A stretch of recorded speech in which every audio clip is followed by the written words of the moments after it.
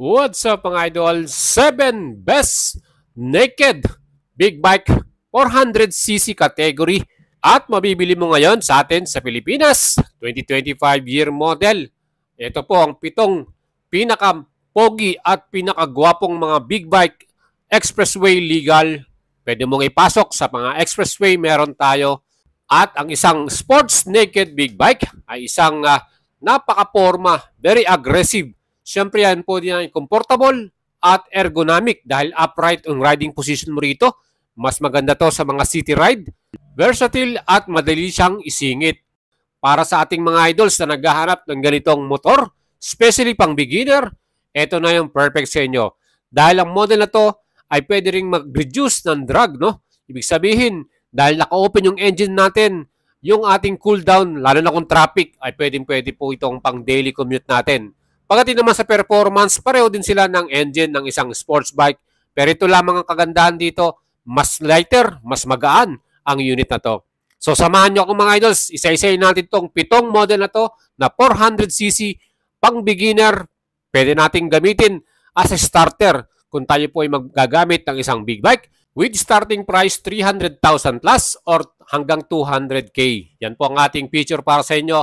Siyempre, unahin na natin from Honda Philippines ang kanilang Honda Big Bike na bagong labas lang, CB500 Hornet. Isang napaka-formang sports naked big bike. SRP nito 379,000. Sa installment naman, 20% down payment, 108,000. 13,000 plus naman ang 3 years to pay nito. Mga idols, meron tong color na available, white at black color. Yan po yung pagpipilian natin sa model na to. Of course, yan po ay Japan quality Honda Big Bike, no? Quality, matibay, at syempre talagang maaasahan mo pagdating sa performance. Ang engine displacement nito ay 471cc, parallel twin or 2-cylinder, 8 valves, double overhead camshaft, at meron yan 6-speed manual transmission. Malakas din ang performance nito with max power 49.8 HP at max torque naman na 44.7 Newton meters. Mga idol, dahil bagong model to, alam nyo ba, na yan din po ay merong wheelbase sa sukat 1,409 at ground clearance na 144mm. Ang kagandahan dito, pag ito ginamit mo, even sa mga twisties or yung mga banking natin, sobrang balanse nito. Napaka-smooth, very nimble, ang dali niyang gamitin. Yun po yung kagandahan sa isang street naked big bike. At mga idol, pagdating naman sa kanyang stopping power, dual disc yung front nito at sa likod naman naka-single disc at equipped to ng dual channel anti-lock braking system. O diba, napakatindi. Ang kanyang mga suspension, Showa brand, upside down perk sa pinaka-front at naka-monoshock naman, adjustable sa likuran. O diba? Ang kanyang mga gulong, syempre pa yung wheels nito, naka-alloy cast wheel at ang gulong naman natin parehong 17-inch. Mga idol, napaka-forma rin yung kanyang bagong headlight design at mas in-improve pa ang kanilang LED lights dito. Kumbaga mas illuminated. Plus, ang new 5-inch TFT display na meron na ring Honda Road Sync. Yan po yung kanilang phone connection, mga idol. Equipped din to ng HISS or Honda Ignition Security System. O diba? Loaded ang new Honda CB500 Hornet. Next model naman, syempre, another Japanese quality, ang Kawasaki Z500 Special Edition. So, meron tayong dalawang variant nito, SE at Standard. Sa ating SE, ang presyo nito 355,600. Ang ating installment naman, down payment 20%, all in 104,000. At ang monthly naman natin for 3 years, 12,881 pesos, mga idol. Again, kung kayo ay mag-a-apply ng ating installment via financing, meron tayong collab with YL. Tayo po ay magtutulong sa inyo at bibigyan natin kayo ng magandang smooth transaction. Basta mag-apply lang po kayo sa atin at mag-PM. Mga idol, ang ating Z500 ng Kawasaki, may displacement to na 451cc, parallel twin din ito, double overhead camshaft, 8 valves, with max power din ito, 51.3 HP and max torque, 42.6 Newton meter. At mga idol, meron tong seat height na 785mm, bigat naman ng 168 kilograms, at ang tangke nito 14 liters. Meron din tayong standard version na may presyo naman ng 329,800. So ang pagkakaiba ng standard sa special edition, marami lang po nakalagay na accessories doon sa ating special edition. Gaya po ng naka-TFT display na siya, para dito sa ating standard, naka-digital display lamang ito. Yan po yung pagkakaiba nila, mga idol. Siyempre pa, ang mga gulong nito, 17-inch din, pareho. alloy cast wheel din, at ang ating makina nga 451cc. Bagong design din ang ating headlight, triple design yung headlight niya. All LED rin ang mga ilaw na to. Pagdating naman sa stopping power, naka-single disc lang ito pero malaki yung kanilang disc brake na nilagay. Equipped to ng ABS, disc brake din sa likuran with ABS din. Mga idol, ito rin po equipped ng sleeper clutch Pareho din sa ating CB500 Hornet na mayroon ding sleeper clutch. At ang kagandahan din dito, meron tong phone connection. Yan po ay available para sa ating special edition mga idol dahil TFT na yung kanyang display. And para naman po sa ating fuel consumption, again, 23 km per liter ang kanyang average. Pagdating naman po sa ating pinaka-Hornet, yan naman po ay may average sa 30 km per liter. And syempre pareho lang sila halos ng seat height ng Hornet at C5. 785mm kay C5 at kay Hornet naman 789mm. Again, meron pa tayong isang model dito. Ayan naman po, from Siap Moto. Ito, napakastig din ang pormahan nito. Talagang loaded din sa tech features. 450NK, another new model from Siap Moto. Sports naked bike. Napakastig ng kanyang front headlight design. Ang SRP naman nito, 262,800 pesos. Sa installment naman, 20% down payment. All in, 86,144. At ang ating 3 years to pay, 9,520. Pwede kayo mag-apply sa atin yan via YL mga idols at mag-PM lang kayo at mag-send message. Again, napaka-forma rin ng kanyang TFT display. Nakita naman po niyo talagang well-informed na tayo dyan. Kitang-kita mo lahat ng information. At yung mga ilaw nito, napakastig All LED lights from headlight, brake light, at ang mga signal light natin. At ang gandaan din dito, ang ganda rin ng exhaust sound nito dahil ang engine type nito ay 449.5cc, 270 degrees ang kanyang engine type. Yun po, napakaganda ng exhaust sound niyan. Plus, meron tayong double overhead camshaft, 8 valves, 6-speed manual transmission, at equipped din ito ng assist and sleeper clutch. Ganun kaganda ang ating engine type dito. Pagdating naman sa performance nito mga idols, malakas din to.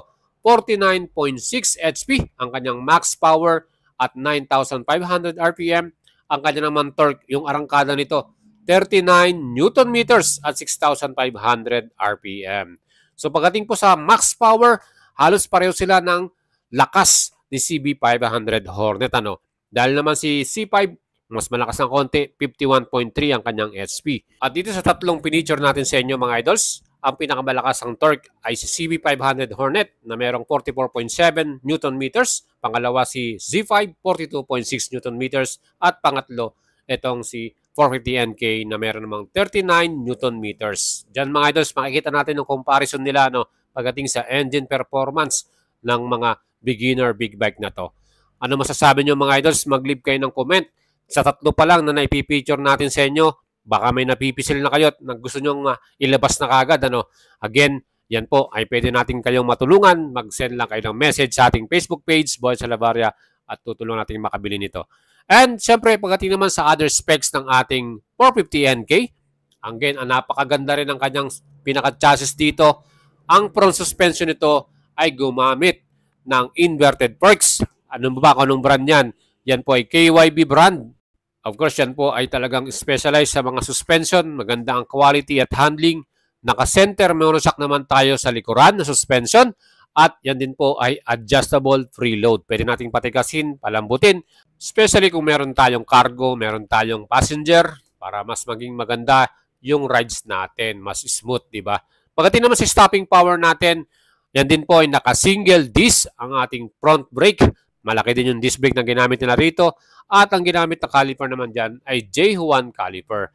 So makikita natin sa tatlong naging model natin, si C5 single disc din sa front, si CB500 ay dual disc. Yun yung kanilang difference. At sa ating namang pinakalikuran, yan din po ay naka-disc brake, ang ating pinaka-rear brake sa ating 450NK at equipped to pareho ng ABS. So dual channel anti-lock braking system.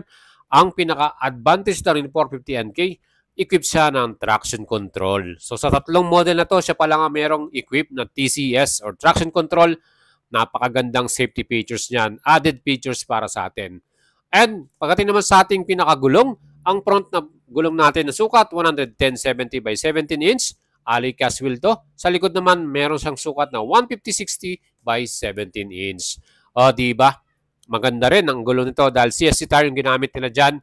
Pagdating sa kanyang wheelbase, 1,370mm, ground clearance, 155mm, at sa total weight naman, 165 kilograms. So sa tatlong model ulit, bigyan natin kayo ng comparison. Ang pinakamagaan ay itong 450NK, sumunod naman si Z5 na 168 kilograms, at pangatlo naman si Hornet na may bigat na 188 kilograms. So makikita nyo kagad yung difference nila.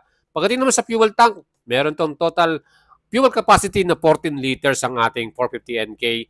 At yan din po ay may seat height na 795mm. Mas mataas ng konti yung kanyang seat height. And pang-apat naman sa ating naked big bike, ito naman po ang KTM Duke 390. Latest model ito. At ang color naman na available, meron tayong orange dito at merong color blue. Again, ang SRP nito, 309,000 pesos. Pwede rin yung i-apply ito via YL Finance. Ang ating minimum down payment, 122,588. 3 to pay, 9,000 plus naman. Mga idols, napaka-astig nung kanyang pinaka-front headlight design. Naka-inverted forks din ito, WP Apex. At ang kanyang pinaka-rear suspension, yan din po ay adjustable na monoshock. Ang engine type naman ito, may total displacement 398.7cc, single cylinder, at yan din po ay naka 4 valves at 6-speed manual transmission. Equipped to ng quick shifter, kaya napaka-loaded ano. Mga idols, ito rin po ay merong max power 44.3 HP at max torque na 39 Nm. Ang bigat naman ito ay 168 kilograms at ang kanyang mga gulong 17-inch din na alloy cast wheel. Naka-single disc brake din ang kanyang front brake na may ABS at sa likod din naka-disc brake with ABS din. Equipped din ito ng traction control kaya talagang loaded ito mga idols ano. At naka-ride by wire na rin ito. Meron tong riding modes. O diba, mas maganda. May phone connection at may navigation system pa. Mga idols, full color TFT rin ng kanyang display. Ang seat height naman ito ay 820mm. 15 liters ang kanyang gas tank at mas matipid ang fuel consumption, 29 km per liter dahil naka-single cylinder to. Asahan natin na mas matipid sa gas consumption.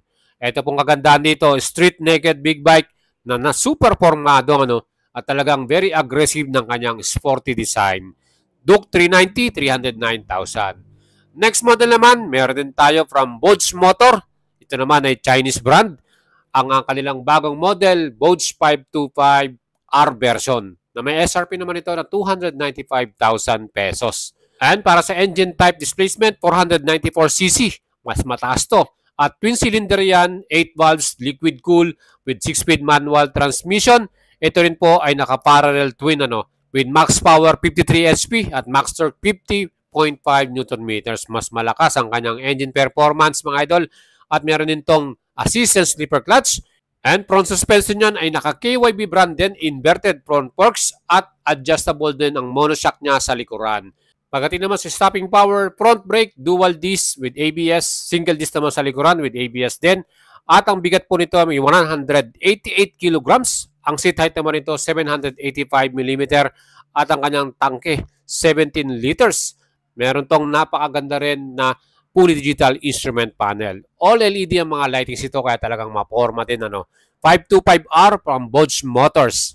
And next model naman, syempre from Bristol Motorcycle. Yan po ang QJ Motor SRK 400. Sport naked big bike. Entry level or from beginner din. Mga idols, may color to na color black, red at gray. Mas mura to, 239,000 pesos ang SRP. Ang ating namang installment, 20% all-in, 82,189 at 3 to pay, 8,658 pesos. Again mga idols, maporma rin ito ha. Ang kagandahan dyan, color display na rin or TFT ang ating pinaka-panel dito. Ayan mga idols, meron din tong USB charger and very informative din yung ating display na yan dahil colored na rin siya. Mga idols, ang kanyang front suspension, KYB din na front suspension inverted. Sa likod naman ay monoshock adjustable. Ang makina natin dito, yan po ay 400cc.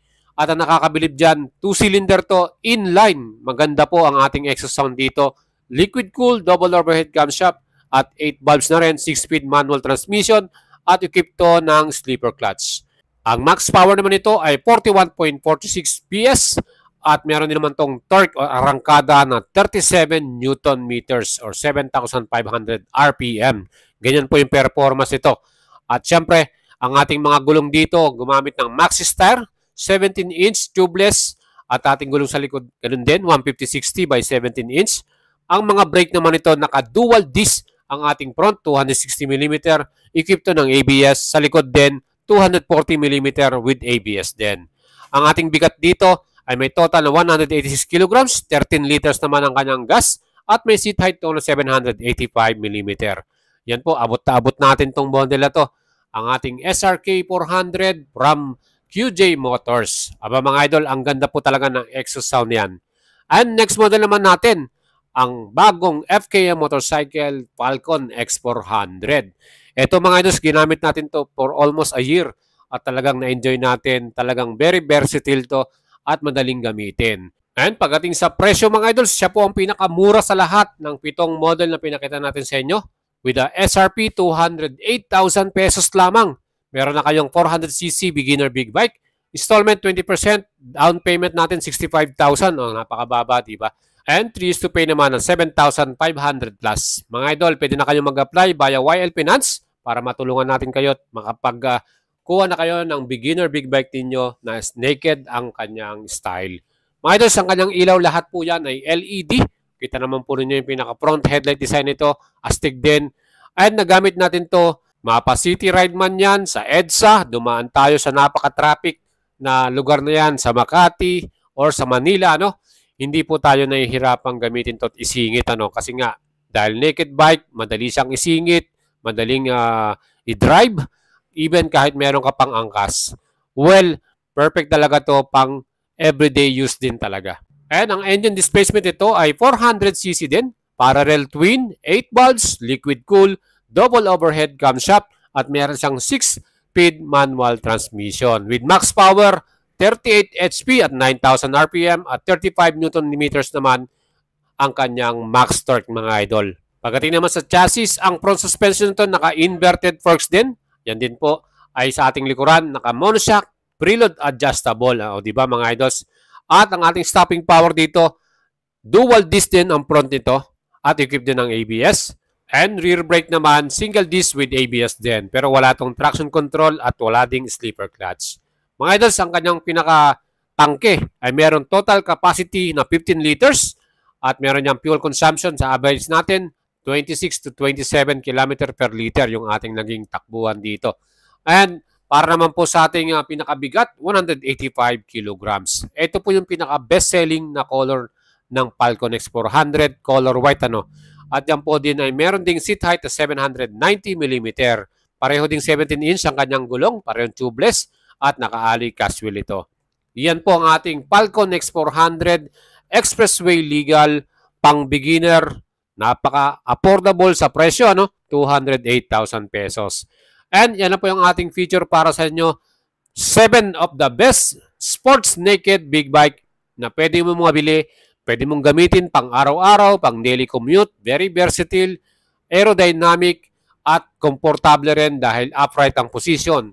Kaya mga idols, kung kayo po ay bibili ng isang beginner big bike na gusto nyo, komportable kayo, pwede sa long rides, ito po ang mga perfect na model ngayong year 2025. Kung nagustuhan nyo ang ating video, huwag nyo kalimutang i-subscribe ang ating YouTube channel, mag-leave po kayo ng comment, at sabihin nyo po sa akin kung ano po yung kursunada nyong bilhin sa 7 model na yan.